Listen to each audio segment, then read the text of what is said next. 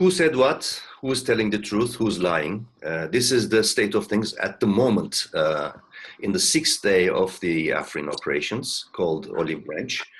There are seemingly no advances, military advances, as of today. And what's more important, of course, is what can be called the communication breakdown, almost in a total sense between Washington, D.C. and Ankara. And each side denying what the other is saying. But also important to notice that, for example, Greek Prime Minister Tsipras, Sisi, Damascus, Russia, all of the surrounding actors are raising their voices gradually against the continuing Afrin operations, cross-border incursion. So let's begin with Ilan Taner, Ahval's English editor in Washington, D.C. Ilan, what is the latest? I think that's the core issue at the moment, the communication breakdown between Ankara and Washington, D.C. Yes, the latest is the collapse in the trust between two capitals, Washington and Ankara.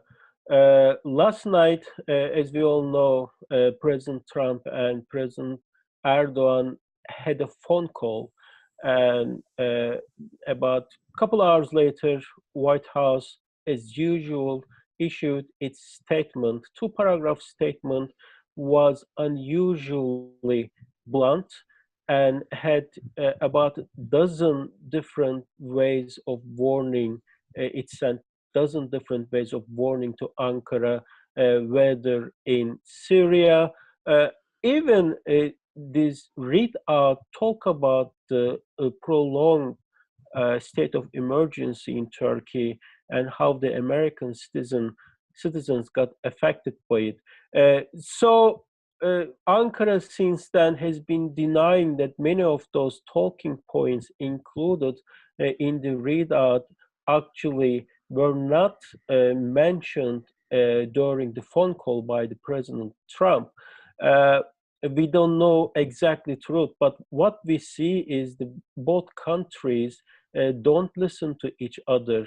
Not only during the President Trump and President Erdogan's phone call, but we also know that Deputy Assistant Secretary of State Jonathan Cohen was in Ankara on Monday and Tuesday, and he had meetings. One of top topics in those meetings was Syria, Afrin operation, and the potential conflict point, Manbij. In both those areas, Cohen was giving a message from Ankara that Ankara is very decisive, going after Afrin all the way to the end, and also in Manbij right after it. So after Washington got that message, then we saw that phone call last night. And even this morning, this time from Secretary of State Tillerson, was another breaking point in the communication. And it is that the point that in Turkish media, whether Turkish officials or pro-government media have been talking for 2 days that U.S. proposed safe haven, safe security corridor within Syria to Turkey, and now Secretary Tillerson rejected that idea, and he said he denied that he proposed such security belt within Syria. So overall, we see that the two allies don't listen to each other, don't care about each other. They have absolutely different conflicting interests in Syria, and this collusion course, we don't know how these two countries' proxies on the ground or their respective forces on the ground may hit following these very alarming, very dangerous, different messages coming from both countries. Well, just to add to that shortly, I think there seems to be a paradoxic view where while the Washington, D.C., the administration seems to be in total disarray or torn apart about the policies vis-a-vis Turkey. There is solid, cemented unity, seemingly, in Ankara about continuing the operations, backed by a nationalist media, and also, in general, feelings and emotions are for the continuity of the operation. Erdogan seems to be in control of the developments. So that is the paradox.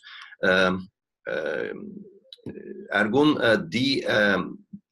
there are other aspects as well, in addition to this, like Russian statement coming just an hour ago or so, and the other statements and reactions to the continuing Turkish incursion from the environment. What is your take?